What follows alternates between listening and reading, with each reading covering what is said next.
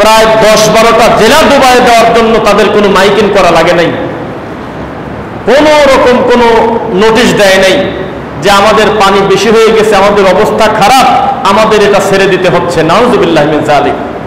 ধাম করে তারা এই সিদ্ধান্ত নিয়ে এমন একটা কাজ করে দিয়েছে, এখন ফেনী, নোয়াখালী, কুমিল্লা, হবিগঞ্জ, সিলেট এবং মোটামুটি 10টার উপরে জেলা প্রায় পানির নিচে থাকতেই থাকবে।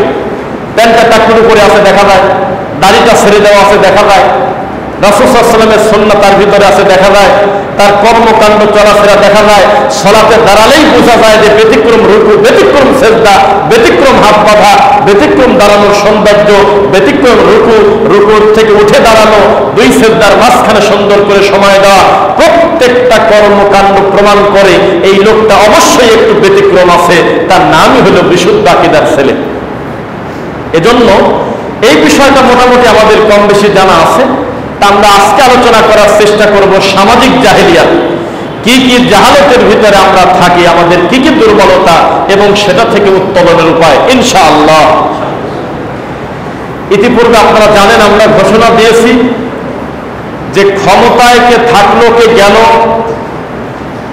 আমরা কারোর তাবেদারি, আমরা কারোর গোলামি করব না, আবার কারোর বিরোধিতা করতে গিয়ে আমরা বাড়াবাড়ি করব না।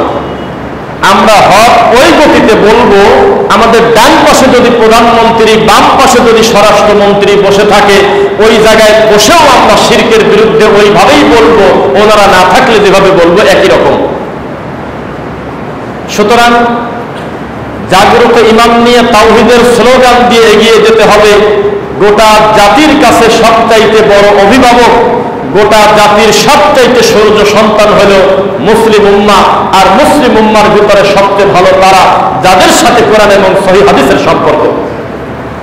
আলহামদুলিল্লাহ আমরা হয়তো শতভাগ দাবি করতে পারবো কি সেটা আমরা জানি না, তবে আমরা সুধারণা করতে পারি আল্লাহ আমাদেরকে তুমি সঠিক দিনের বুঝ দিয়েছো, আলহামদুলিল্লাহ। সঠিক দিনের বুঝ মানে শুধু মসজিদ মাদ্রাসার ভিতরে সীমাবদ্ধতা নয়, আমাদের আখলাকে, আমাদের আচার আচরণে, চলাফেরায়, সার্বিক সামাজিক সমস্ত কাজ সহ যত ভালো কাজ আছে সব ভালো কাজে সহযোগিতা, যত মন্দ কাজ আছে সেটা থেকে বিরত থাকা, তার নাম হলো প্রকৃত মুমিন। তো আমরা জানি 4 ঘন্টার জন্য যদি কারেন্ট না থাকে, ইলেকট্রিসিটি না থাকে, 6 ঘন্টা 8 ঘন্টার জন্য তো মাইকিং করে কিনা। আর প্রায় 10-12টা জেলা ডুবাই দেওয়ার জন্য তাদের কোনো মাইকিং করা লাগে নাই, কোনো রকম কোনো নোটিশ দেয় নাই যে আমাদের পানি বেশি হয়ে গেছে, আমাদের অবস্থা খারাপ, আমাদের এটা ছেড়ে দিতে হচ্ছে। নাউজুবিল্লাহ মিন যালিক। ধাম করে তারা এই সিদ্ধান্ত নিয়ে এমন একটা কাজ করে দিয়েছে, এখন ফেনী, নোয়াখালী, কুমিল্লা, হবিগঞ্জ, সিলেট এবং মোটামুটি 10টার উপরে জেলা প্রায় পানির নিচে। আল্লাহু সামাদ। এটা কি জুলুম না? এটা কি জুলুম কিনা? আমরা তো এই জিলাফিখোর হুজুরদের মতো না যে 12ই রবিউল আউয়াল আছে আমরা আছি, 10ই মুহররম আছে আমরা আছি, আর বাদ বাকি সময় আমরা ইল্লাল্লাহ ইল্লাল্লাহ করবো মসজিদে, আর বসে থাকবো কে কবে মারা যাবে, সেই বাড়িতে 3 দিনে একবার খাবো, 7 দিনে একবার খাবো, 40-এ একবার খাবো। আমরা তো মুনাফিক হুজুর না। আমাদের খুব দুঃখ লাগে, খুব কষ্ট লাগে। আমাদের দেশের একটা সাধারণ একটা গাছ কাটার জন্য কারেন্টের লাইন টানবে, সেজন্য মানুষ 2 দিন আগে থেকে প্রচার করে দেয়, এলাকার মানুষ যাতে সচেতন থাকে, মোবাইলগুলো চার্জ দিয়ে রাখতে পারে, মোটর ভরে পানি রাখতে পারে, যাতে তাদের বিপদ আপদ মুক্ত থাকতে পারে। আর এ কোন ধরনের হিসাব, এ কোন ধরনের অহংকার, কি ধরনের একটা জুলুম যে তারা আমাদের দেশে এইভাবে পানি দিয়ে এভাবে গোটা 10টা জেলা তারা প্লাবিত করে দিয়েছে। হিসাব আল্লাহর কাছে হবেই হবে ইনশাআল্লাহ। সুতরাং যারা দৃশ্যমান জালেম তাদের পক্ষ যে নিবে, তাদের সাথেই তার হাসর নাসর হবে। কথা ক্লিয়ার? মান তাশাব্বাহা বিকওমিন ফাহুয়া মিনহুম। মুহাম্মদ সাল্লাল্লাহু আলাইহি ওয়াসাল্লামের মুখের কথা, যেই সম্প্রদায়ের সাথে যার ওঠা বসা, যাদের সাথে তার সাদৃশ্য, তাদের সাথেই তার হাসর হবে। 10 বছরের ছেলে, 7 বছরের ছেলে, ভালো করে শরীয়ত আসেনি এখনো, ছেলেটা এখনো বালেগ হয় নাই। এই 7 বছরের ছেলের এক পাশের চুল আপনার লাল, এক পাশের চুল কালো, আর মা তাহাজ্জুদ করে দোয়া করতেছে যে সে জান্নাতে চলে যাবে। নাউজুবিল্লাহ। এটা সস্তা কথা? এই ছেলেটা নিজ থেকে সেলুনে যেতে পারে না, নিচ থেকে তার প্যান্টটা পরতে পারে না, নিচ থেকে তার শার্টটা পরতে পারে না। সামাজিক জাহিলিয়াত কাকে বলে? এ ফলো করতেছে ইহুদি খ্রিস্টানকে। তো সেই জাতির শাসক, সেই জাতির নেতৃত্ব যারা দেবে, এ আর কত ভালো হবে এটা বোঝেন। সুতরাং সচেতন হতে হবে প্রত্যেকটা ব্যাপারে। সামাজিক জাহিলিয়াত এমন ভাবে পূর্ণ হয়ে আছে, আপনি অপেক্ষা করলে বুঝতে পারবেন। আমি জানি না কতদূর কি বলতে পারবো, প্রায় 1 ঘন্টা সময় আমরা পাবো। ইনশাআল্লাহ আমরা চেষ্টা করব সামাজিক জাহিলিয়াতের ব্যাপারে সিরিয়াস বক্তব্য দেওয়ার, ইনশাআল্লাহ। আল্লাহ সুবহানাহু ওয়া তাআলা আমাদেরকে বলতেছেন, হে ঈমানের স্বীকৃতি প্রদানকারীরা, যারা এই স্বীকৃতি প্রদান করেছো কোন ইলাহা নাই আল্লাহ ছাড়া, সত্য কোনো মাবুদ নাই আল্লাহ ছাড়া, গায়েবের উপরে যাদের বিশ্বাস আছে, তোমরা তারা শোনো, ইসলামে পরিপূর্ণভাবে প্রবেশ করো। অর্ধেক প্রবেশ করলে তোমরা হবে মুনাফিক, তোমরা হবে মুশরিক, তোমরা হবে কাফের। নুমিনু বিবাদি ওয়া নাকফুরু বিবাদ, তোমরা কিছু অস্বীকার করবে আর কিছু মানবে। ওয়ায়াত্তাকিদুনা বাইনা যালিকা সাবিলা, মাঝামাঝি শরীয়তে কোনো রাস্তা নাই, রাস্তা একটা, তার নাম সিরাতাল মুস্তাকিম। মুযাবযাবিনা বাইনা যালিক, মাঝামাঝি চলার কোনো রাস্তা ইসলামী শরীয়তে নাই। নয় কাফের, নয় মুমিন, নয় তাওহীদ, নয় শিরক, নয় সুন্নাহ, নয় বিদআত, নয় জান্নাত, নয় জাহান্নাম। মাঝামাঝি থাকার কোনো সুযোগ নেই। সুযোগ আছে? যে না। সুতরাং সামাজিক জাহিলিয়াতের একেবারে ছোট থেকে আমি শুরু করবো আজকে আপনাদের, ইনশাআল্লাহ আপনারা বুঝবেন। আল্লাহ সুবহানাহু ওয়া তাআলা সূরা আসরে প্রথমেই বলেন তো কিসের কসম খাচ্ছে? সময়ের গুরুত্ব কম না বেশি? কত বেশি তা মানুষ জানে নাই, খুব বেশি। এত বেশি যে আল্লাহ নিজে কসম করতেছে, ওয়াল্লাহ আসর, আল্লাহ সময়ের কসম করতেছেন। সময়ের কত গুরুত্ব! আর এই সময়ের যে গুরুত্ব খুব বেশি টাইমের, এইটা সবচাইতে ভালো ট্রেনিং প্রাপ্ত হবে হলো মসজিদ থেকে, ঈদগাহ থেকে, মাদ্রাসা থেকে, কবরস্থান থেকে, জানাজা থেকে, মাহফিল থেকে, তারপর ইসলামিক হালাকা থেকে, এই সমস্ত ভালো ভালো জায়গা থেকে মানুষ সময়ের গুরুত্ব বুঝবে। ঠিক কিনা বলুন? এবার দেখেন, আপনাকে আমি দাওয়াত দিলাম যে বক্তা উঠবে হলো রাত 9টায়। তখন আপনি মনে মনে ভাবতেছেন যে 11টার আগে দেবে না। বক্তা দাওয়াত নিচ্ছে, সেও জানে আমাকে বলতেছে 9টায়, 11টার আগে দেবে না। আবার কমিটিও জানে যে এটা একটা শয়তানি করতেছি, এমনি এমনি বলার কথা বললাম যে আপনাকে 9টায় দেবে, এটা হলো মিথ্যা কথা, আসলে দিবে 11টায়। বলতেছে যে বাদ আসর মাহফিল শুরু হইবে, মাহফিলের কার্যক্রম শুরু হচ্ছে ইশার সালাতের 1 ঘন্টা পর থেকে। বলতেছে জানাজা শুরু হইবে সকাল 10 ঘটিকায়। জানাজায় মেম্বার বক্তব্য দেয়, চেয়ারম্যান বক্তব্য দেয়, দায়িত্বশীল বক্তব্য দেয়, মামা, খালু, চাচা এই মরা লাশ সামনে রেখে বক্তব্য দিতে দিতে 11টা, 11:30 বেজে গেছে টানা রোদের ভিতরে। কেউ প্রতিবাদ করে না, কারণ মানুষ জানে টাইম কোনোদিন ঠিক রাখার জিনিস না। যেই যেই জায়গা থেকে মানুষ সময়ের গুরুত্ব শিখবে, সেখান থেকে সময়ের গুরুত্ব আরো পরিবর্তন করা হয়। বোঝাকে যাচ্ছে? ঈদের মাঠের কি ফাজলামো শুরু করে! আরে 7 দিন আগে প্রচার করে দিয়েছে রমজানে, 15 দিন আগে প্রচার করে দিয়েছে রোজাদারের সামনে একটা নামাজি লোক, একটা হুজুর, যে শোনেন ঈদুল ফিতরের সালাত 7টা বেজে 50 মিনিট, 8টা বেজে 30 মিনিট, কত সুন্দর করে ঘোষণা দিল, কানাকানি হলো, মাইকিং হলো, সব হয়ে গেল। তারপরেও আবার ঈদের মাঠে ফজরের সময় থেকেই বক্তা কান্নাকাটি করে আর ওয়াজ করে, চিৎকার দিয়ে ডাকতেছে, আর আছে 20 মিনিট, আর আছে 15 মিনিট, আর আছে আধা ঘন্টা, তাড়াতাড়ি চলে আসেন। 8টা পার হলে কর্তৃপক্ষ দায়ী থাকবে না, আমরা কিন্তু নামাজে দাঁড়িয়ে যাব। এই নীতি কোথায় পাইল? এই জাতি সময়ের গুরুত্ব বুঝবে কিভাবে? অথচ নবী সাল্লাল্লাহু আলাইহি ওয়াসাল্লাম বলেছেন 2টা সালাত আছে, এক ঈদুল ফিতর, এক ঈদুল আযহা, 2টাই ঈদের সালাত, আর 2 হলো জানাজার সালাত। এই 2 রকম সালাতে লা আযান, আযান নাই, ওয়ালা নিদা, ডাকাডাকি নাই, ওয়ালা ইকামা, ইকামত নাই, সরাসরি আল্লাহু আকবার বলে দাঁড়িয়ে যাবে। জুমার সালাতের আগে খুতবা, ঈদের সালাতের পরে খুতবা। কে কার কথা শোনে?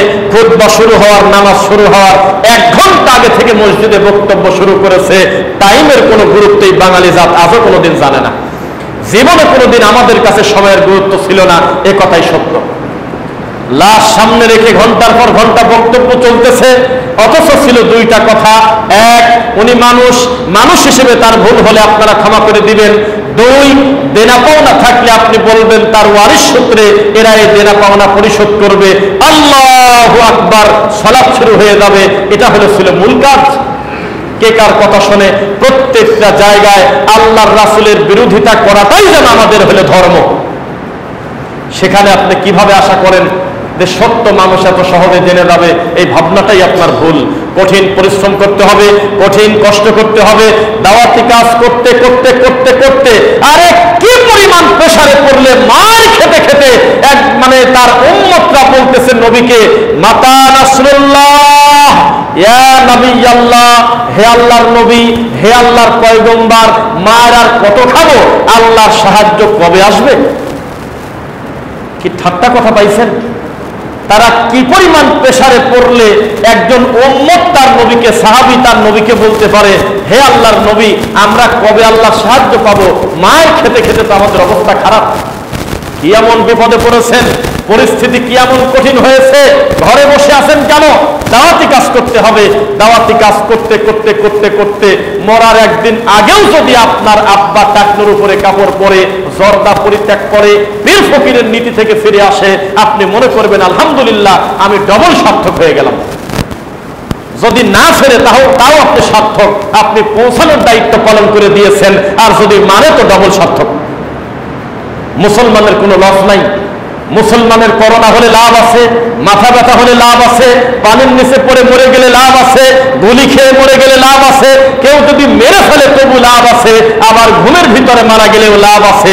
শর্ত হলে মুমিন হতে হবে। মুমিনের কোনো লস নাই।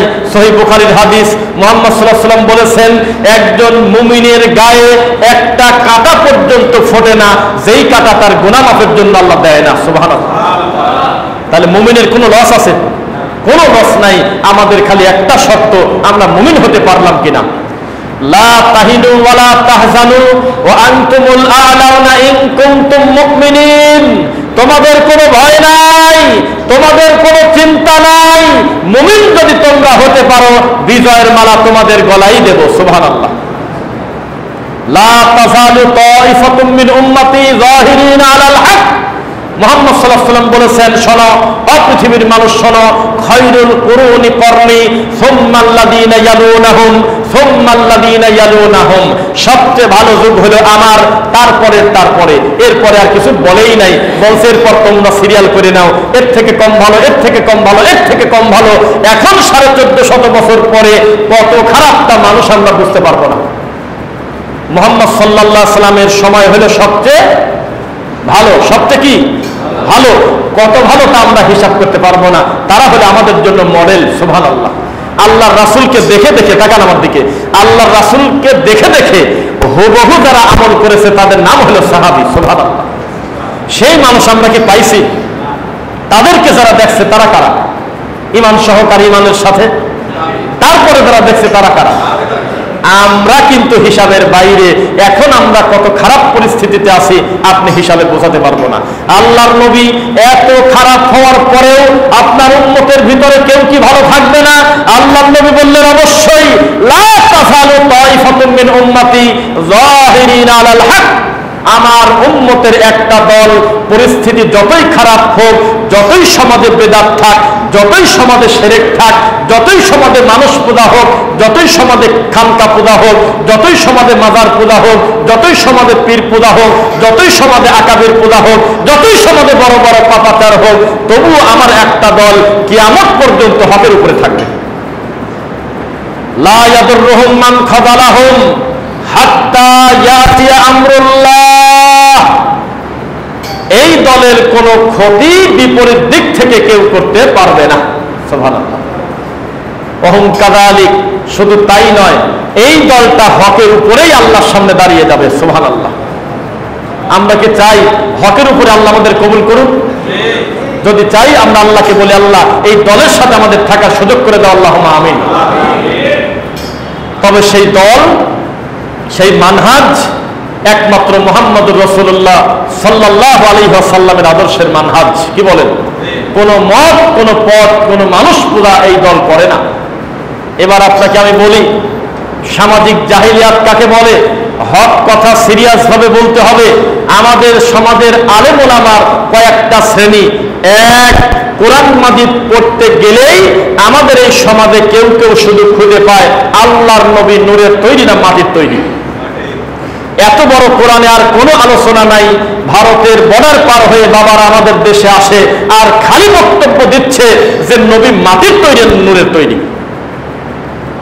মুহাম্মদুর রাসূলুল্লাহ সাল্লাল্লাহু আলাইহি ওয়াসাল্লাম কি কারণে এসেছিলেন এই ব্যাপারে কোনো বক্তব্য নাই। তিনি এসেছিলেন সূরা ইব্রাহিম, কি সূরা বললাম? সূরা ইব্রাহিম প্রথম দ্বিতীয় আয়াতগুলো একটু পড়তে দেখেন। কিতাবুন আনজালনাহু ইলাইকা লিতুখরিজান নাসা মিনাজ যুলুমাতি ইলান নূর। আল্লাহর নবী নিজে বলতেছে এই কিতাবটা আমার উপরে এই কারণে দেওয়া হয়েছে যাতে আমি অন্ধকার থেকে মানুষকে আলোর দিকে ডাকি। সুবহানাল্লাহ।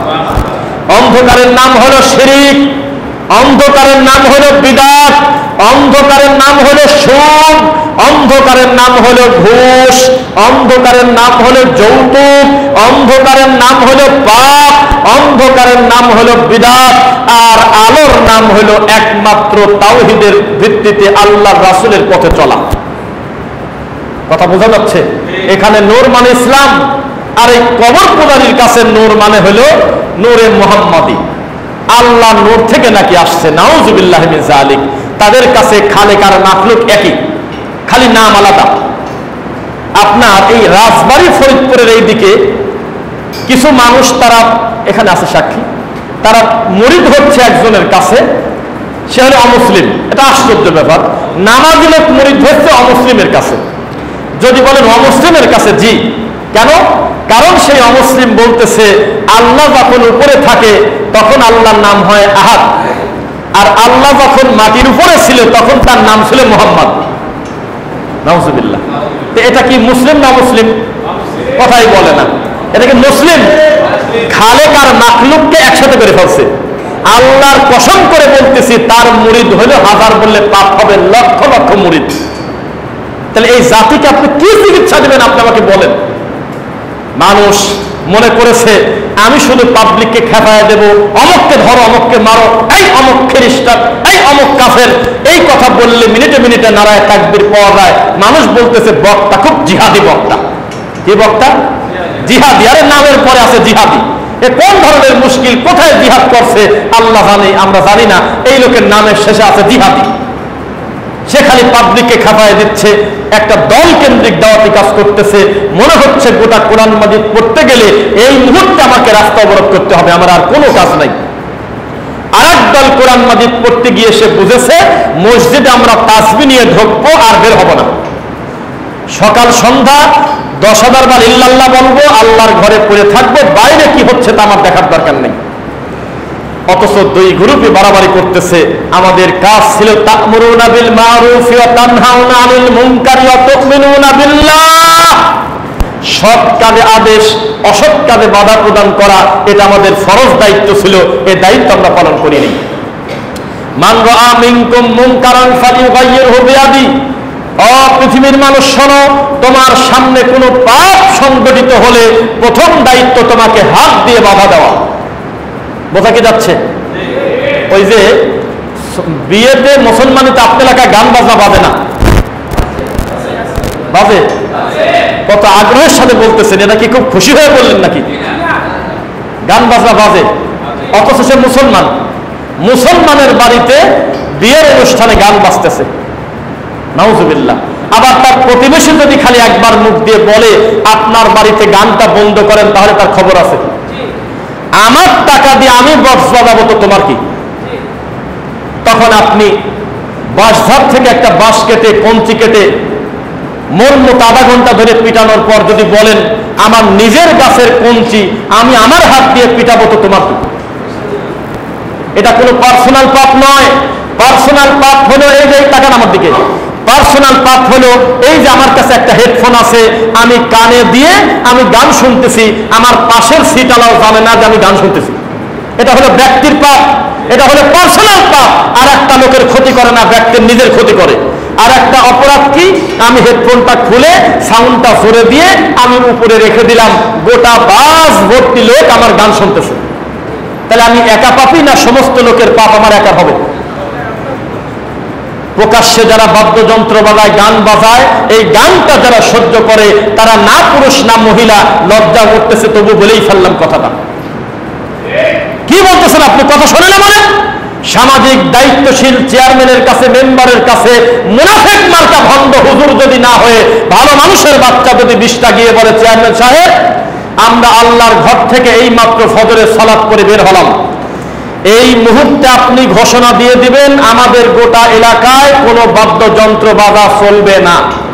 কেউ যদি কানে হেডফোন নিয়ে গান শোনে, আমরা তো শুনি নাই, এ ব্যাপারে আমাদের বক্তব্য নেই, কিন্তু কেউ যদি বক্স বাজায় আমাদের দাবি আছে, আমাদের ছেলে মেয়ের পড়াশোনা আছে, আমাদের প্রাইভেসি আছে, সারা রাত গান বাজনা বাজাবে, এটা আমরা মানি না।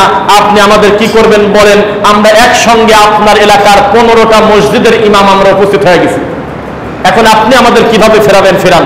মুনাফিক হুজুর ওই চেয়ারম্যানের মা মরে গেছে, ও বাড়িতে যান মুনাজাত ধরে আধা ঘন্টা খালি হু হু করে কাঁদে। এই মুনাফিকদের কারণে আজকে সমাজে কোনো পরিবর্তন নেই, এই ভণ্ডদের কারণে আজকে কথা বলা যায় না। আল্লাহর ঘরটা দুর্নীতি মুক্ত হবে, আমি ইনশাআল্লাহ বলেন। আল্লাহর ঘরটা সুদখোর মুক্ত হবে, আল্লাহর ঘর থেকে পেটিয়ে ঘুষখোরকে বের করতে হবে যদি ঘুষ যদি পরিত্যাগ না করে। কি বলতেছেন আপনি? আপনি আগেই দায়িত্ব নিচ্ছেন সংসদের, আপনার পরিবারের দায়িত্ব নেবে কে? আপনার বড় ছেলে তো সুদ খায়, আপনার বড় ছেলে তো গাঁজা খায়, আপনি পিটায় মানুষকে জোর করে সংসদে ঢুকায় দিবেন কিভাবে? এখন থেকে সংশোধন হন, এখন থেকে টার্গেট নেন। আল্লাহর ঘরে আমরা কোনো ঘুষখোরকে কমিটিতে রাখবো না ইনশাআল্লাহ। আল্লাহর ঘরে আমরা কোনো মাদক সেবনকারীকে আমরা আল্লাহর ঘরের কমিটিতে রাখবো না ইনশাআল্লাহ। এভাবে যদি আপনি দায়িত্ব পালন করেন, আর বাপের বেটা যদি মসজিদের ক্ষতি ভয় নাম হয়, ইনশাআল্লাহ এই 64টি জেলায় লক্ষ লক্ষ মসজিদ ইনশাআল্লাহ এই সমস্ত দুর্নীতিবাজ মুক্ত হয়ে যাবে ইনশাআল্লাহ। আর যদি মুনাফিক হয় তাহলে তাকান আমার দিকে, কিছু বলবেন? যে হুজুর কিছু বলবেন, বাবাজি কিছু বলবেন? ঠাকুর পূজা করে এই অমানুষ, এই শয়তানগুলো, এদের কারণে আজকে ভালো ভালো আলেমগুলো বেজ্জিত, তাদেরকে দালাল বলে মানুষ, তাদেরকে সরকারের দালাল বলে বলে মানুষ গালি দেয়, এই সমস্ত মুনাফিক মার্কা কিছু হুজুরের কারণে। আমাদের কাছে এমনও হুজুরের সন্ধান আছে যে তার মুখামুখি একজন সিটি মেয়র খুতবা শুনতেছে, একজন এমপি মন্ত্রী খুতবা শুনতেছে, আর সে বক্তব্য দিচ্ছে এদেশের 94% এরা হলো ঘুষখোর ভণ্ড। মাথা তোলার সুযোগ পায় নাই, তার বক্তব্যের গতির কাছে মাথাটা নিচু করে খুতবা শুনে একেবারে বিড়ালের মতো বাড়ি চলে গেছে। এইরকম ছেলে মানুষের মতো যদি খুতবা হতো 64টা জেলায় লক্ষ লক্ষ মসজিদে, হাজার হাজার মসজিদে, ইনশাআল্লাহ জাতির পরিবর্তন আসতো। মানুষ পিটিয়ে এই ভণ্ডদেরকে আপনার দায়িত্ব ছাড়া করত, কিন্তু সেটা নাই। আমাদের সমাজে চলে মানুষ পুরা। কয়দিন আগে মনে হতো এদেশে আওয়ামী লীগ বাদ দিলে কিছুই থাকে না, এই মাত্র কয়েকদিন পর এখন মনে হচ্ছে এই দেশে কেউ আওয়ামী লীগ ছিল, এটা বোঝা যাচ্ছে না। এটা মুনাফিক জাতি, এ জাতির কোনো নিজস্বতা নাই, কচুরিপানার মতো যেদিকে সব সেদিকেই দৌড়াচ্ছে, হু হু করে কান্না করতেছে। এভাবে আবার যদি আপনারা ব্যক্তি পূজার দিকে ঠেলে যান, ঘুরে ফিরে সেটাই হবে। এখন থেকে আপনি নিয়ত করেন ইনশাআল্লাহ আমরা অন্যায়ের বিরুদ্ধে যেই আসুক না কেন আমরা কোনো ছাড় দেব না, অন্যায়ের বিরুদ্ধেই আমরা থাকবো ইনশাআল্লাহ। আমরা হকের পক্ষে আছি, যেই দায়িত্বে থাকুক কোনোদিন আমরা হক ছেড়ে দেব না। এই গতিতে যদি জাতি থাকে ইনশাআল্লাহ আমাদের সংশোধন হবে। প্রত্যেকটা সেক্টরে সংশোধন দরকার। অনেক বিষয়ে কথা হচ্ছে, এদের বিদ্যুৎ বিল নিয়ে খুব কম কথা হচ্ছে, হবে অবশ্যই হবে। বিদ্যুৎ বিলের জালিয়াতি আমাদের দেশে আছে কিনা? কত ইউটিউবে দেখেন আপনি কত কান্নাকাটি চলতেছে। একটা বৃদ্ধা মহিলা আর একটা বৃদ্ধ পুরুষ, এই স্বামী স্ত্রী থাকে, একটা বাতি জ্বলে, ফ্যান কেনার টাকা নাই। এই লোকটার বিল আছে হলো ৮,২২৫ টাকা। এখন যে বিল লেখে তার কাছে গেলে কয় আমি জানি নাকি, ওখানে যা পাইছি তাই লেখছি। আবার ম্যানেজারের কাছে গেলে কয় আমি কি বিল বানাই নাকি, এটা হলে উপর থেকে হয়। এভাবে কেউ ধরা দেয় না, সব ভণ্ড খালি পাঠায় দেয় উপর পর্যন্ত, উপরে আছে কিনা তার নাম কয় না। কত যে প্রতারণা আমাদের এই সমাজে এই বিদ্যুৎ বিল নিয়ে, এটা প্রিপেইড মিটার হোক আর আপনার ওই অ্যানালগ হোক, মানুষের যে কি পরিমাণ ভোগান্তি, আমরা আশা করতেছি এটার একটা অবস্থা সৃষ্টি হবে ইনশাআল্লাহ। সংসদে কে জানি কথা উঠাইছিল, পরে আর কোনো কাজ হলো না। সেটা কি? একটা লোক 2 লক্ষ টাকা দিয়ে একটা মোটর গাড়তে পারে, আর এই সাঁতার এই 10-15-20 হাজার টাকা দিয়ে এই মিটার কিনতে পারে না। এ মরা পর্যন্ত meter charge, demand charge, meter ভাড়া, এ কোন যন্ত্রণা বলেন তো একটু টাকা। আপনি তো বুঝতেছেন না, ঠিক পাচ্ছেন না। 5,000-10,000 টাকা একবার মিটারে ভরে রেখেছেন, আপনার দিন চলে যাচ্ছে। গরিব মানুষ দিন এনে দিন খায়। এই মানুষটার দিন শেষে যখন দেখে বিদ্যুৎ বিলে 3,000-5,000 টাকা বিল, অথচ তার বাড়িতে ফ্যান চলে মাত্র একটা, তাও আবার টেবিল ফ্যান, ও বোঝে বিপদ কাকে বলে। কোনো জবাব নাই, বিল আপনাকে দিতেই হবে। কোথাও কোথাও ঘুরে কোনো কুল পাওয়া যাবে না। ইনশাল্লাহ আমরা সুধারণা রাখি, এটার একটা সুষ্ঠু সমাধান হবে ইনশাল্লাহ। প্রত্যেকটা বিষয়ে কথা বলতে হবে। শিক্ষা খাত প্রায় ধ্বংসের দিকে ছিল। শিক্ষা খাতে নাস্তিকতা, শিক্ষা খাতে আপনার কি বলে ওই যে বিভিন্ন মূর্তির আকৃতি দেওয়া, আরে মাদ্রাসার সিলেবাসে পর্যন্ত তবলার ছবি ছিল, দেখছেন? গিটারের ছবি, তবলার ছবি। আল্লাহর এই মাটির উপরে কোন মাদ্রাসায় আছে যে গিটার শিক্ষা দেয়? আপনি আমাকে বলেন। অথচ আমরা দেখেছি তবলার ছবি। তো এগুলোর ব্যাপারে আপনি কথা বলবেন না? সময় অন্তত আগে কিছু বলতে পারেন নাই, হয়তো যুক্তি দিচ্ছেন আমার জবান বন্ধ ছিল। আরে বাবা এখন বলো। এখন যদি চুপ করে থাকো তাহলে তোমার ভিতর আর মুনাফিকের ভিতরে পার্থক্যটা কি? কথা বলতে হবে। আল্লাহ সুবহানাহু ওয়া তাআলা এই পৃথিবীটা এমন ভাবে সৃষ্টি করেছেন, কারো না কারোর কাছে আপনাকে দুর্বল রেখেছেন। আমরা অনেক সময় চিন্তা করতাম অমুক রাষ্ট্র এত জুলুম করে, সেই রাষ্ট্রকে সবাই মিলে আপনার উড়ায় দেয় না কেন? এত সহজ? চাইলে এটা করা যাবে? এক জায়গায় তেলে ধরা, এক জায়গায় গ্যাসে ধরা, এক জায়গায় পানিতে ধরা, এক এক জায়গায় আল্লাহ এক এক নিয়ামত দিয়ে ছোট বড় রাষ্ট্রকে সামঞ্জস্য করেছে, কেউ কারোর প্রতি জুলুম করে যাতে গোটা দেশটা ধ্বংস না করে। আল্লাহ সুবহানাহু ওয়া তাআলা সৌদি আরবে যাবেন, 1000-1000 কিলোমিটার চলে যাবেন, 1 কেজি ধান পাবেন না, একটা গাছ খুঁজে পাওয়া যাচ্ছে না। ডানে পাহাড় বামে পাহাড়, শুধু পাথর আর পাথর। আপনার মনে হবে আল্লাহ এই পাথরের ভিতর থেকে আপনি মানুষদের কি খাওয়াচ্ছেন আপনি? অথচ তাদের এমন রুজি আল্লাহ দেশে, ওরা খাওয়ার পর যা বাঁচে ওইটা দিলে সম্ভবত আপনি 2-6 মাস খাবেন, এমন নিয়ামত আল্লাহ দিয়ে রাখছে। আবার আমাদের এলাকায় তাকালে হারে কয়েকদিন আগে বৃষ্টির দিনে একটা ছোট একটা দানা পুতলাম, কিছুদিন পরে সেখান থেকে আমি বেগুন খাচ্ছি, সেখান থেকে আমি ঢেঁড়স খাচ্ছি, সেখান থেকে আমি সবজি খাচ্ছি। সুজলা সুফলা বাংলাদেশ। অথচ এই বাংলাদেশে যার আছে তার 1000-1000 কোটি, যার নাই তার কিছুই নেই। আমাদের এই বাংলাদেশটা গরিব যে বলে সে হলো মিথ্যক। যার আছে তার 1000-1000 কোটি, যার নাই তার কিছুই নেই। আর এমন একটা বিপদ, দুর্নীতির কথা আসলেই 1000-1000 কোটি, 1 কোটি 2 কোটির নামই নাই। মানে এরকম একটা হতো যে যা উনি হলো ছোট ছোট ভণ্ড, ছোট দুর্নীতিবাজ, তাই বেচারা কষ্ট করে 2 কোটি টাকা উনি হলো গায়েব করছে। এ শুরুই করে হলে 5,000 কোটি, 3,000 কোটি, 30,000 কোটি, 36,000 কোটি, 92,000 কোটি, 1 লক্ষ কোটি। তা গরিব বললেন কিভাবে দেশটাকে? বললেন কোন জ্ঞানে? আপনি বলেন। যে টাকাগুলো নির্দিষ্ট কিছু মানুষের হাতে জিম্মি, ওই টাকাগুলো যদি সেটায় দেয় গোটা দেশটা হয়ে যাবে। আপনার কি বলবো, আপনি বুঝে নেন। এই যে অবস্থা, প্রত্যেকটা শাখায় পরিবর্তন দরকার আছে কিনা বলেন?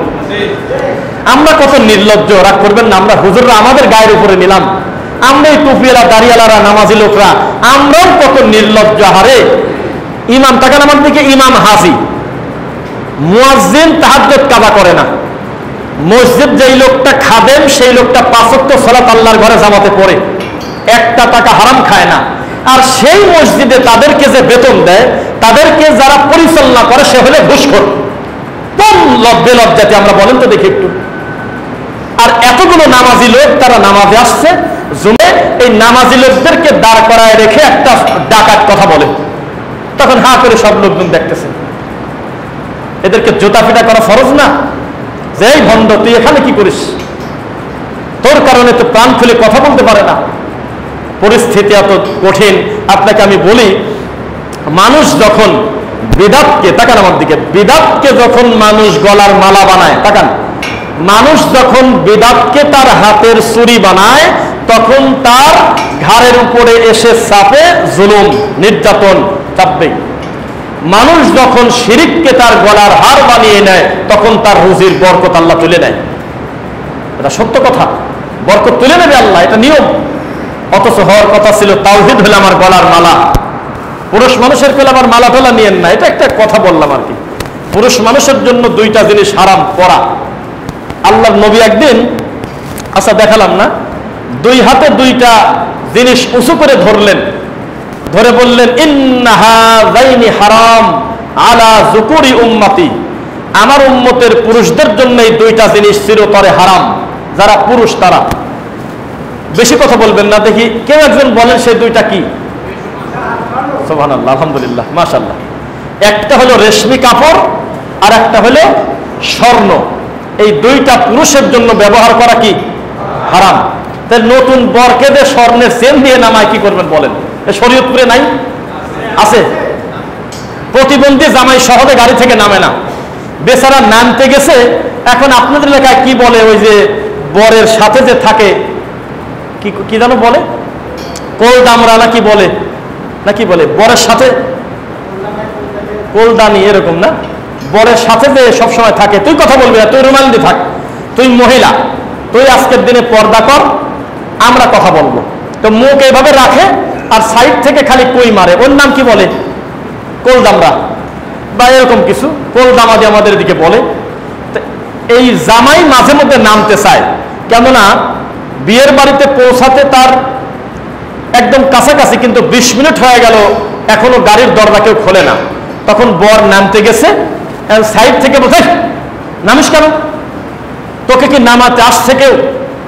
তোকে নামানোর জন্য কি কেউ আসছে? তুই আগে নামতে যাস, তুই তো প্রতিবন্ধী, তোকে কোলে করবে, তোর গলায় একটা ওই যে কোরবানির একটা ফুল দেবে, তারপরে তুই নামবি, তুই আগে নামিস কি কারণে? তখন চাচা শ্বশুর না দাদা শ্বশুর বা শ্বশুর বা শাশুড়ি, অবশ্যই পরনারীও আসে সাথে, তারা এসে ওই জামার গলায় মালা দেয়। বানরের গলায় মালা দেওয়ার পরে তখন বলতেছে যে জামাই এবার নামো, এবং হাতে একটা মোবাইল ধরা দেয়, তার আগে নামা যায় না। অথচ আপনি মনে রাখবেন, যেটা হারাম সেটা 3 মিনিট ব্যবহার করাও হারাম, 3000 বছর ব্যবহার করাও হারাম। 1 সেকেন্ডের জন্য ওই স্বর্ণটা ওর গলায় দেওয়া যায় ছিল না। তখন আশেপাশের লোক আবার বলে, আরে আপাতত কিছু সময় দে, এটা তো সবসময় গলায় দেওয়া লাগবে না, তোর বোর জিনিস তোর বড়ি থাকবে। এই যে সলতাতুরি, এই যে পাগলামি, যে জামাইকে বলতেছে যে তোমরা স্বর্ণ দাও, উনি বলতেছে পুরুষ মানুষের স্বর্ণ দেওয়া জায়েজ নাই, তো বলতেছে আরে পাগল, স্বর্ণ তো তোর নিয়ে পড়বি, এটা একটা নিয়ম, ওই গলায় দিবি, ও কি গলায় একদিন ঘুরবি নাকি? নাউজুবিল্লাহ। আমি আপনাকে এটা বোঝাতে চাচ্ছি, যেটা হারাম সেটা কি 2 মিনিটের জন্য হালাল হয়ে যাবে? যেটা হালাল সেটা সবসময় হালাল, যেটা হারাম সেটা সবসময় হারাম। সামাজিক জাহিলিয়াত আপনি কত দেখবেন। হুজুররা বলে না কেন খুতবায়, মসজিদের দায়িত্বশীলরা বলে না কেন, মুয়াজ্জিনরা সবাই মিলে একজোট হয় না কেন, যেই বাড়িতে বাদ্যযন্ত্র বাজবে, গান বাজবে, সেই বাড়িতে আমরা বিবাহ করাতে যাব না? বলুক, মরা মানুষের মতো কথা বলে কেন? বলে দিক, দেখি কাজ হয় কিনা। যেই লোকটা সালাত আদায় করে না, যেই লোকটার সাথে আল্লাহর কোনো সম্পর্ক নাই, তার জানাজায় আমি যাব না, যে যায় যাক, এ কথা বলে না কেন সাহস করে ইমাম সাহেব? বললে কাজ হবে, কাজ হবে না আবার কি? কয়টা মাইয়েতকে ঠেকায় দিয়েছেন, কয়টা লাশকে সামনে রেখে বলেছেন এই লোকটা ভালো না, ইমাম বলায় নিচ্ছে, ক্ষমা করে দিছেন তো? হাত তোলেন, ক্ষমা করে দিছেন তো মাইয়েতকে? কই কি রে, মানে সবাইকে বলাচ্ছে যে ওনাকে মাফ করছেন তো আপনারা? বলেন মাফ করছেন তো? বলে কিনা? হাত তোলায়। আমি বলে কি, ডাকাত বলে কি রে, এটা কি বলা যাবে? আল্লাহুস সামাদ। তখন একজন দাঁড়িয়ে বলতেছে, দাঁড়ান, আমি ওনাকে ক্ষমা করব না। এক, ওনার সাথে আল্লাহর সম্পর্ক ভালো না, সবচাইতে কম দেখা গেছে যে জায়গায়, সেটা হলো আল্লাহর ঘর, সবচেয়ে বেশি দেখা গেছে সেটা হলো চায়ের দোকানের আড্ডায়। 2, এই লোকটা 3 বছর যাবত আমার সম্পত্তি উনি দখল করে খেয়েছে, এটা ক্লিয়ার না হওয়া পর্যন্ত আমি ওনাকে দাফন কাফন হইতে দেব না। আরে বলেন না, কে অসুবিধা কি? বলেন, কাজ আছে তো? 10টা লাশকে ঠেকায় দেন, 10টা লাশকে মাটি দেব না বলে চলে আসেন, 5টা জানাজা থেকে ফেরত নিয়ে আসেন মুসল্লিদের, চলো আমি আর জানাজা দেব না, এত খারাপ। এ রক্ত চোষায় মানুষকে সুদ দিয়েছে, জোর করে ঘুষ খেয়েছে, মানুষের ক্ষতি করেছে, চলো জানাজা দেব না বলে চলে যান, দেখি ওর রক্ত থেকে আর কয়টা ঘুষখোর পয়দা হয়। জবাবদিহিতা নাই, কচুরি পানার মতো চলে যাচ্ছে দিন, সব যেদিক যায় সেদিক চলে গেছে, তো পরিবর্তন আপনি কিভাবে আশা করেন? এত সস্তা টিস্যু আছে নাকি? পরিবর্তন কিভাবে আশা করবেন? ইসলাম কি জানেন? একটু খাবার আমার দিকে তাকান। ইসলাম হলো হাতে নাতে ফল। কি বলছি বলেন তো? বাংলা বলেন না, হাতে নাতে ফল। তাকান, সমস্ত ধর্ম বলে জেনা করো না, সত্য কথা বলতেছি। সমস্ত ধর্ম বলে ব্যভিচার করো না, সমস্ত ধর্ম বলে চুরি করো না, সমস্ত ধর্ম বলে ফাসাদ সৃষ্টি করো না, এ কথা বলে তারা শেষ করছে। কিন্তু আমাদের ইসলাম এক ধাপ এগিয়ে। আমাদের ইসলাম বলে চুরি করে না বলার পাশাপাশি ধরে হাত কেটে দাও। তো কিছুদিন আগ পর্যন্ত ডক্টর জাকির নায়েকের চ্যানেল যখন চালু ছিল তখন মানুষ দেখেছেন কিছু খ্রিস্টান, কিছু নাস্তিক, তারা খুব খারাপভাবে বলল, ডক্টর জাকির নায়েক, এটা ধর্ম? এইটা কোনোদিন মানবতা হতে পারে? এই 2020 সালে এসে বা 24 সালে এসে মানুষের হাত কেটে দেবে, এটা ধর্ম? এভাবে বলছে, সে দেখছেন আপনারা? হ্যাঁ। তখন তিনি কি বলল? যে আপনারা শুধু হাত কাটার সংখ্যার দিকে তাকাইছেন, চুরি বন্ধর দিকে আপনারা তাকান নাই। আল্লাহর এই উদ্দেশ্য না যে এই শরীয়তপুর থেকে হাজার হাজার মানুষের হাত কাটা করে যাকে, তা ইসলামের উদ্দেশ্য না। আল্লাহর উদ্দেশ্য 10টা হাত কাটার মাধ্যমে গোটা জেলাটা যাতে ভালো হয়ে যায়। আল্লাহর উদ্দেশ্য এটা নয় যে মানুষকে বুক পর্যন্ত মাটির ভিতরে গেড়ে তাকে সাইড থেকে পাথর, ইট, ঢেল, পাটকেল মেরে তাকে একবারে মেরে দেবে, এটা আল্লাহর উদ্দেশ্য না।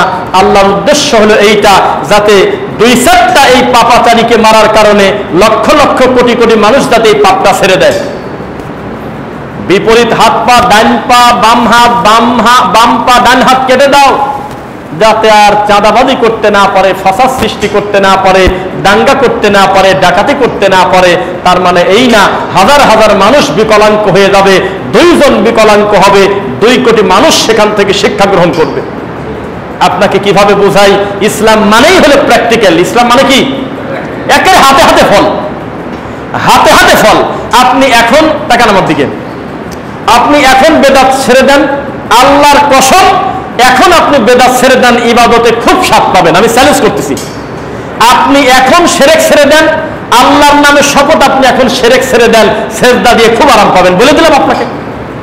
আপনি চেষ্টা করেন না, আমি কি করবো? আপনি বেদাত ছাড়েন না, তা আপনি মজা পাবেন কিভাবে? আপনি প্রতিদিন 12 রাকাত হবেন, পরেন মাগরিবের পরে, যার অস্তিত্ব নাই, কিন্তু মজা আপনার ভিতরে আসে না। আপনি প্রতিদিন হাজার হাজার বার হু হু হু হু ইল্লাল্লাহ ইল্লাল্লাহ বলে জিকির করেন, কত কিছু করেন, আপনি মজা পাচ্ছেন না ভিতরে, আরাম পাচ্ছেন না ভিতরে। আর একটা লোক কিছুই করে না, 5 ওয়াক্ত ফরজ সালাত আদায় করে, 5 ওয়াক্ত সালাত আদায় করে, আর শেষ রাত্রে মাত্র 2টা রাকাত সালাত আদায় করতে গেছে, যার নাম হলো তাহাজ্জুদ, কিয়ামুল লাইল, সালাতুল লাইল। এই সালাত আদায় করতে গিয়ে 2 রাকাতের নিয়ত করে যখন সালাম ফেরাইছে, সালাম ফেরায় ঘরের দিক টাকা দেখে যে 2 ঘন্টা পার হয়ে গেছে। তা আপনি মজা বুঝবেন কিভাবে? মজা তো বোঝে, কারণ ওর মাথাই নাই যে আমি সেজদায় দিছি কোন সময়। সেজদায় গিয়ে প্রাণ ভরে তার মাতৃভাষায় আরবিতে দীর্ঘ সময় সে আল্লাহর কাছে তার কান্নাকাটি করতেছে, কত কিছু চাচ্ছে, আর আপনার মাথার ভিতরে ঘুরতেছে ঠোক মারি আবার উঠে পড়া, সুবহান রাব্বিল আযীম 3 বার বলা, ইমামের পিছনে হলো 5 সেকেন্ড, আর একা পড়লে হলো 2.5 সেকেন্ড। তা আপনি কিভাবে মজা পাবেন? সালাতের সৌন্দর্য কি? আল্লাহর কাছে কান্না করে করে মজা কত বেশি। জীবনে কোনোদিন 2 সেজদার মাঝখানে আল্লাহর রাসূলের শেখানো দোয়া করার টাইম পর্যন্ত আপনি পান নাই। জীবনে কোনোদিন আল্লাহুম্মা বাঈদ বাইনি ওয়া বাইনা খাতায়ায়া পড়ার টাইম পান নাই। জীবনে কোনোদিন রুকু থেকে মাথা সোজা করে দাঁড়িয়ে একটু সময় দোয়া পড়ার টাইম পান নাই। জীবনে কোনোদিন 2 সেজদার মাঝখানে একটু বসেন নাই। এই লোকটা ইবাদতে স্বাদ পাবে কিভাবে? জিন্দেগিতে কোনোদিন পাশের ব্যক্তির হাতে পায়ের সাথে পা, কাঁধের সাথে কাঁধ মিলিয়ে, হিংসা বিদ্বেষ ভুলে, আল্লাহু আকবার বলে হাত বেঁধে বিনয়ের সাথে সূরা ফাতিহার অর্থ বুঝে নামাজ পড়েন নাই। মজা পাবেন কিভাবে? কোন যুক্তিতে আপনি মজা আশা করেন? প্রকৃত মজা যারা আমরা কোরআন এবং সহিহ হাদিস মানার চেষ্টা করি, যারাই করে তারা পায় ইনশাআল্লাহ, এটা আমরা দাবি করে বলতে পারি। যার কারণে যতই বাধা আসুক, যতই গালিগালাজ আসুক, তাদেরকে ফেরানো যাবে না ইনশাআল্লাহ। দেখেন, আমরা এটা স্বীকার করি যে দিন দিন আমাদের বিশুদ্ধ আকীদার মানুষ বাড়তেছে না কমতেছে? দিন বোঝা মানুষের সংখ্যা কমতেছে না বাড়তেছে? তবে এটাও আমরা কোনোদিন বলি না যেহেতু আমাদের সংখ্যা বাড়তেছে তাহলে আমরা হক, আমরা তা বলি না। আমরা বলি সংখ্যা কমলেও হক, বাড়লেও হক। হক যেটা সেটা হলো কোরআন আর সহিহ হাদিস, এটা ব্যক্তির সাথে সম্পর্ক না। আর যদি সংখ্যা বাড়াটাকে যদি আপনি মনে করেন হক, তাহলে আমরা বলতেছি আরে প্রতি বছর কত নতুন নতুন সালাফি মানহাজের প্রতিষ্ঠান হচ্ছে, কত নতুন তরুণ দায়ীরা দিন বসতেছে, বোঝে না? ওইদিকে আবার ওই রশি বাবারা বলে যে গতবার আসছিল হলো 1100টা গরু, এবছর আছে 1400 গরু।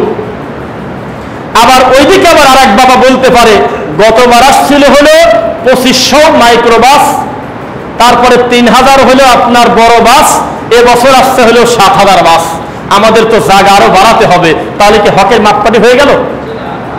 হকের মাপকাঠি হলো কোরআন এবং হাদিস। হকের মাপকাঠি সংখ্যা নয়, সংখ্যার বিবেচনা কোনোদিন সত্যের মাপকাঠি নয়, বরং কোরআন এবং হাদিস পরে আমরা পেয়েছি অধিকাংশ ক্ষেত্রে অল্প সংখ্যককেই আল্লাহ হকের মাপকাঠি করেছেন। বেশিরভাগ ক্ষেত্রে আল্লাহ অল্পকে বেশির উপরে বিজয় দান করেছেন। এটা হলো দিনের বিজয়, ইমানের বিজয়। আলহামদুলিল্লাহ। আপনাকে আমি একটা জিনিস দেখাই, বিজয় কাকে বলে। এই সমাজের লক্ষ লক্ষ হাজার হাজার মানুষকে চিৎকার দিয়ে, খুতবা দিয়ে, বক্তব্য দিয়ে, হাদিস পড়ে, বুখারী পড়ে, মুসলিম পড়ে, তিরমিজি পড়ে, কোরআন পড়ে, হাদিস পড়ে এখনো জর্দা ছাড়ানো যায় নাই, তার মানে ও লোকটা পরাজয় হয়ে গেছে। আর আমার কাছে খালি একবার আসছে, মুহাম্মদ সাল্লাল্লাহু আলাইহি ওয়াসাল্লাম বলেছে কুল্লু মুসকিরিন খামর, প্রত্যেক নেশাদার দ্রব্য হলো মদ, প্রত্যেক নেশা তৈরি করা জিনিসের নাম হলো মদ, যার অল্প খেলেও হারাম, বেশি খেলেও হারাম। এই একটা হাদিস শুনেই মরা পর্যন্ত জর্দাকে তালাক দিয়েছে, এক বৈঠকে 3 তালাক। বোঝা গেল আমি জয়ী হয়ে গেছি। আলহামদুলিল্লাহ। আপনারা মনে করছেন আমি আর আমার এই ভাই মারামারি করলাম, মাথার উপরে বাড়ি দিয়ে আমি ভাইকে শোয়াই দিলাম, তাহলে আমি জিতে গেলাম। কি বুঝলেন আল্লাহ জানে। এটা জেতা কিভাবে হতে পারে? আবার ওনার ছেলে আবার আমাকে মেরে আবার সে জয়ী হবে, এটা কোন ধরনের জয়? প্রকৃত জয় হলো ইমানের জয়। কিসের জয়? খালেদ বিন ওয়ালিদের ইতিহাস আপনারা ভুলে গেছেন, সময় পান না একটু পড়ার। খালেদ বিন ওয়ালিদের জীবনে একটু পড়ে দেখবেন, দেখবেন যে সেখানে কি লেখা আছে। সেখানে সংখ্যা বড় কথা নয়, ইমানটা কত জরুরি। ঠিক তেমনি সমাজের হাজারো মানুষ মিলাদ পড়ে, তারা পড়ে পরাজয় হচ্ছে, আমি ওটা ছেড়ে দিয়ে দরুদ পড়ে আমি জয়ী হয়ে যাচ্ছি। সমাজের হাজার হাজার মানুষ লক্ষ কোটি কোটি টাকার গরু জবেহ দিয়ে মৌতিখানা করে, শ্রাদ্ধ করে, কুলখানি করে, কাঙ্গাল ভোজ করে, হাজার হাজার খতম বক্সায় লক্ষ লক্ষ মুনাজাত করে। আমি কিছুই করি না, আমি খালি মুখ দিয়ে বলেছি আল্লাহুম্মা গফির লাহু ওয়ারহামু, এই কথা মুখ দিয়ে বলে আমি যতটুকু জয়ী হয়েছি, কোটি টাকা খরচ করে তারা জয়ী হতে পারেনি। মরামাটির 10 সময় তারা বলতেছে মিনহা খলাকনাকুম ওয়া ফিহা নুঈদুকুম। আরে এটাও ভুলে যায়, হুজুরকে মাঝে মধ্যে বলে আরে চুপ করছেন তো, বলেন বলেন হুজুর, থামলেন কেন, বলেন বলেন বলেন। হুজুর ফকিরের মতো দাঁড়ায় টানা রোদের ভিতরে, আরে কত লোক মাটি দিয়ে চলে গেছে, এই পাগল অথব্য হুজুর বসেই দাঁড়াই আছে রোদের ভিতরে। এই মানুষের মনে থাকে না জন্য বলতেছে মিনহা খলাকনাকুম, এভাবে বলে। তখন একবার দেয় অফিহা নুঈদুকুম, আর একবার দেয় অমিনহা নুখরিজুকুম তারাতান উখরা, আর একবার দেয়। এর আগে হুজুরের বিদায় নাই, আবার সবাই চলে গেছে, হুজুর দাঁড়ায় আছে। চারপাশে 4টা খেজুরের ডাল গাড়ো, মাঝখানে খেজুরের ডাল গাড়ো, চারপাশে 4টা কুল পড়ো, কত ধরনের কর্মকাণ্ড করতেছে। আর একটা লোক কিছুই করে নাই, মরা মাটি দিয়েছে, বলেছে বিসমিল্লাহ বিসমিল্লাহ আলা মিল্লাতি রাসূলিল্লাহ বলে মাটি দেওয়ার কাজ শেষ করে ও খালি মুখ দিয়ে পড়েছে আল্লাহুম্মা গফির লাহু ওয়া সাব্বিতহু বলে বাড়িতে চলে গেছে। আল্লাহর কসম করে বলতেছি ও 2 কিরাত নেকি পেয়ে গেছে। আর এই হুজুররা হাজার হাজার মুসল্লি মিলে এত ভক্তি করতেছে ঘন্টার পর ঘন্টা, প্রত্যেকটার ফলাফল হলো জাহান্নাম। কারণ বিদআত করলে জাহান্নামে যাওয়া লাগবে না। আপনাকে আমি কিছু কথা বলি, বহু পাপের কিন্তু শাস্তির অপশন আছে। চুরি করছে, তুমি এই মুহূর্তে জাহান্নামী বলে না, তুমি হাত কেটে দাও, বোঝেন না কথা। কুফরি করছে, আল্লাহকে গালি দিয়েছে, আগেই তার গলা কাটো না। ও যদি এখনই স্বীকার করে আমি মরা পর্যন্ত আল্লাহকে নিয়ে কটু মন্তব্য করব না, এটা আমার অন্যায় হয়ে গেছে, পাপ হয়ে গেছে, তাহলে তুমি তাকে ছেড়ে দাও, বোঝেন না মনে হয়। তাহলে শাস্তির একটা কমানোর ব্যবস্থা আছে। আগেই জাহান্নামের আলোচনা নাই, আগে তার একটা ব্যবস্থা আছে। কিন্তু বেদাত এমন একটা পাপ যেটা আপনি মজা ঠাট্টা মনে করেন, পাপই মনে করেন না। এই বেদাতের শাস্তি শুরু হয়েছে জাহান্নাম দিয়ে। কি দিয়ে? ওয়াকুল্লা দালালাতিন ফিন কি নার। বেদাতের শেষ পরিণতি কোথায়? আগে পাশে কোনো কথা নাই যে বেদাতির কান মলে দাও, বেদাতিকে ধমক দিয়ে দাও, বেদাতিকে এইটা করো, কিচ্ছু বলে নাই। সরাসরি বলছে তুমি যদি বেদাত না ছাড়ো তোমার পরকালে জাহান্নাম, আর যদি বেদাত রানিং রাখো তোমার ফরজ কবুল হবে না, সুন্নাত কবুল হবে না, নফল কবুল হবে না। আল্লাহর লানত, মালাইকার লানত, ওয়ান নাসি আজমাইন, গোটা মানব জাতির লানত তোমার প্রতি। নাউজুবিল্লাহ পড়েন। সেই বেদাতের বিরুদ্ধে কথা বলার কারণে আমাদেরকে মানুষ কমেন্টে গালি দেওয়ার বলে, এই বেটা দেশে এত কিছু হয়ে যায়, তোরা আসিস বেদাত নিয়ে। ব্যঙ্গ করে কিনা? তোরা খালি বেদাত বেদাত করিস। আরে বাবা, পাপই তো বেদাত, শিরক। এটাকে ঠাট্টা মনে করলেন কেন আপনি? একটা হলো রাসূলকে অপমান করে বেদাত করে, আর একটা হলো আল্লাহর সাথে আপনার দুশমনি করে, আল্লাহর মানের হানি করা, সেটা হলো শিরক করা। এটাকে ছোট পাপ আপনি বললেন কিভাবে? দুইটা পাপের সম্পর্ক কিসের সাথে? জাহান্নাম। কিসের সাথে বলেন না? জাহান্নাম। আর একটা কথা, কিছু কিছু ক্ষেত্রে শিরকের থেকে বেদাত বেশি ডেঞ্জারাস। ধাক্কা খেলেন নাকি? আমি কেন কথা বলি নাই যে শাস্তির কথা, আমি বলছি কিছু কিছু ক্ষেত্রে শিরকের থেকে বিদআত আরো ভয়াবহ পরিণতি হয় সমাজে। কারণ শিরক হলে একটা লোককে বোঝানো যায় অনেক ক্ষেত্রে, কিন্তু বেদাত সহজে বোঝানো যায় না। মোরা স্বীকার করবে তাও বুঝতে চাবে না। শিরক থেকে বেদাত কিছু কিছু ক্ষেত্রে খুব ডেঞ্জারাস। আছে কিনা বলেন? খুব কঠিন। মানুষ, আপনি মনে রাখবেন, সমাজের সমস্ত মানুষ যদি কাপড় হারায় যায়, সমস্ত মানুষের পোশাক যদি চলে যায়, ল্যাংটা থাকে, আপনার একার যদি গায়ে পোশাক থাকে, শরীয়ত আপনাকে জুলুম করে নাই যে তোমারটা খুলে দিয়ে তুমি কারোর ঢেকো, তা বলে নেই।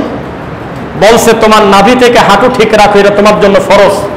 বাকি কাপড় দিয়ে পারলে 2-4 জনকে ল্যাংটা ঢেকো, না পারলে ল্যাংটাই থাক, তোমার পর শরীয়ত জুলুম করে না। এত ওস্তাদি কথা কোথায় পেয়েছেন আপনি? সমাজ যেদিকে চলে চলি, গতি যেদিকে যায় সেদিকে যাই, এসব কথা কই পেয়েছেন আপনি? এটা তো বেদাতিরা বলে কিনা বলেন? যখন যেদিকে তারা সেদিকে চলে, এজন্যই আমাদের দাওয়াতি কাজে এত বাধা। আল্লাহ আমাদের দিনের জন্য কবুল করুন, আল্লাহুম্মা আমিন। আজকে এই আল্লাহর ঘরে যারা সালাত আদায় করতে এসেছেন, আমরা আশা করি তারা তাওহীদ প্রেমী মানুষ ইনশাআল্লাহ। তারা আল্লাহকে ভালোবাসেন, মুহাম্মদ সাল্লাল্লাহু আলাইহি ওয়াসাল্লামের সুন্নাহকে অনুসরণ করেন, এটাই আমরা সুধারণা রাখি।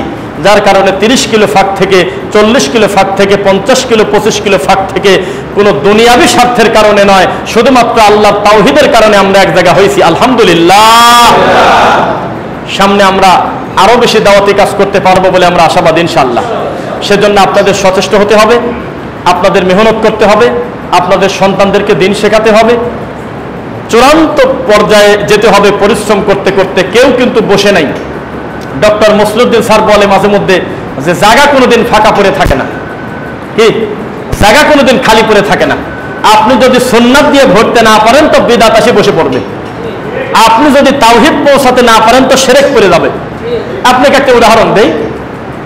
ওই পাশে পুকুর নাই, ওই পাশে পুকুর, একেবারে নিরীহ একটা ভালো মানুষ, একেবারে সহজ সরল একটা মানুষ, গ্রামের মানুষ, লোকটা ভালো, একদম নিরীহ লোক, কিন্তু ভালো বলা যাবে না কারণ সে নামাজ পড়ে না, ইবাদত বন্দেগী ধর্মের সাথে সম্পর্ক নাই, কিন্তু ব্যক্তি ভালো, মানে আচরণটা ভালো। এরকম একটা নিরীহ লোকের কাছে তাবলীগ জামাতের লোক চলে গেছে, যা বলতেছে ভাই একমাত্র আল্লাহর রাস্তায় আসেন, একটু কাকরাইল চলেন, একটু টঙ্গীতে চলেন, 3 দিনের সময় লাগান, একটা সিল্লাত দিয়ে আসেন, দেখেন অবস্থাটা কি হয়। কত বড় বড় ওলামায়ে কেরাম আমাদের সাথে আছে, কত বড় বড় মুফতি আমাদের সাথে আছে, একটাবার শুধু একটু সময় লাগান। তখন উনি বলল যে আমার কাছে তো টাকা নাই। কয় আরে পাগল, টাকা আল্লাহ দিবি। বলে না, না টাকা তো আল্লাহ দিবি, ঠিক আছে তাহলে আমি যাই। তো 3 দিনে গেল। যাওয়ার পরে উনি কর্মকাণ্ড দেখে তাদের সাথে চলাফেরা করার পর 4র্থ নাম্বার দিন থেকে মরা পর্যন্ত তাবলীগটাকেই লোকটা গলার মালা করে নিল, কারণ তার কাছে এর বাইরে কোনো ইসলাম দেখার সুযোগ পায় নাই। কারণ আপনি যাওয়ার আগে ও চলে গেছে, ওর কাছে মনে হচ্ছে এটাই ইসলাম। আমার কথা বোঝেন নাই মনে হয়। ওই লোকটা মাছ মারতেছে, তাবলীগের লোক যায় নাই, আক্রোশের লোক আগে চলে গেছে। যায় তাকে বলতেছে ভাই একটু কষ্ট করে একটু আসেন, বাবাজানের কেবলাজানের দরবারে একটু আসেন, দেখেন সেখানে কি কান্নাকাটি হয়, দেখেন কি অবস্থা। রে মানুষ তো মানুষ, গরু কত গুণী শেষ করা যাবে না। একটু আসেন, দেখেন কামটা কি হয়, একটু আসেন ফরিদপুরে। সুন্দর করে তাকে ম্যানেজ করে নিয়ে গেল। বেচারা 2 দিন 3 দিন ওখানে মাহফিলে থাকলো, তাদের সাথে একই সঙ্গে খানা খাইলো। খাওয়ার পরে এই লোকটার কাছে আপনি জিজ্ঞাসা করতেছেন, এই ওখানে গেলেন কেন? তখন তার মনে হচ্ছে, সে বলতেছে যে পৃথিবীতে এই রশির চাইতে ভালো রশি আছে আমার জানা নাই।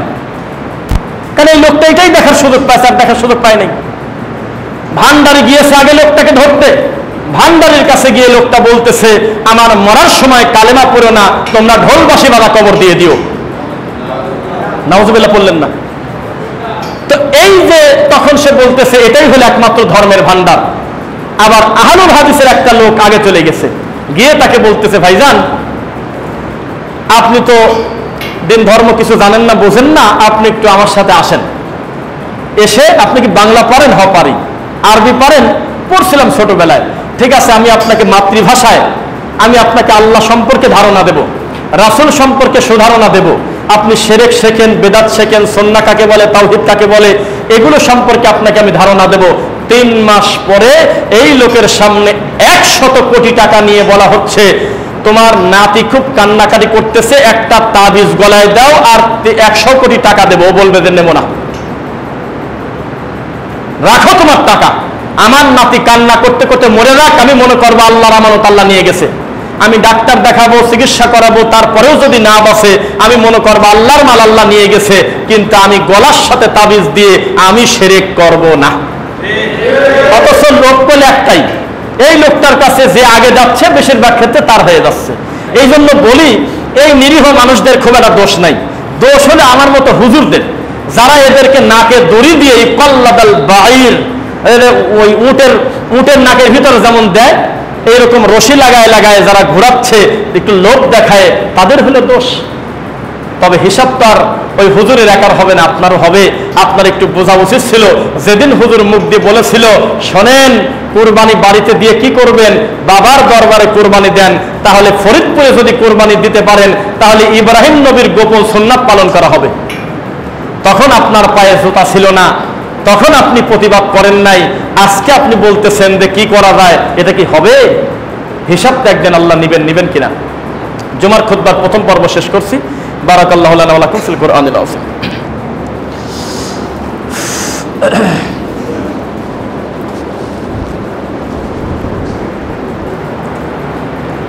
আলহামদুলিল্লাহ। রব্বানা ইগফির লানা ওয়া লিইখওয়ানিনা আল্লাযীনা সাবাকুনা বিল ঈমান ওয়া লা তাজআল ফি কুলুবিনা গিল্লাল লিল্লাযীনা আমানু রব্বানা ইন্নাকা রাউফুর রহিম রব্বিরহামহুমা কামা রাব্বায়ানি সগীরা فإن خير الحديث كتاب الله وخير الهدى هدى محمد صلى الله عليه وسلم وشر الأمور محدثاتها كل محدثة بدعة وكل بدعة ضلالة وكل ضلالة في النار। আল্লাহ তুমি আমাদের অতীতের ভুলগুলো ক্ষমা করো আল্লাহ। আল্লাহ এই মুহূর্তে আমরা তোমার কাছে খুব হৃদয় আকুতি নিয়ে তোমাকে বলি, আল্লাহ তুমি আমাদের ফেনীর ভাইদেরকে, কুমিল্লার ভাইদেরকে, তারপরে চাঁদপুর, নোয়াখালী, যে সমস্ত প্রায় 10টা জেলার ভাইয়েরা, বোনেরা, মারা, বোনরা, বাচ্চারা, শিশুরা, একেবারে অবলা পশু পর্যন্ত পানিতে ভেসে যাচ্ছে, লাশ ভেসে উঠতেছে, পানি পাচ্ছে না। একটা ভিডিও দেখলাম, লাশ ভাসায় দিচ্ছে, যাবে কোথায়, চিৎকার করে কান্নাকাটি করতেছে, পেটে বাচ্চা নিয়ে মহিলারা। আল্লাহ তুমি তাদের হেফাজত করো আল্লাহ। আল্লাহ আমরা আমাদের জায়গা থেকে আল্লাহ তোমার ঘরে দাঁড়িয়ে এই খুতবার সময় আমরা তাদের জন্য অন্তর থেকে দোয়া করি, আল্লাহ তুমি তাদেরকে হেফাজত করো আল্লাহ।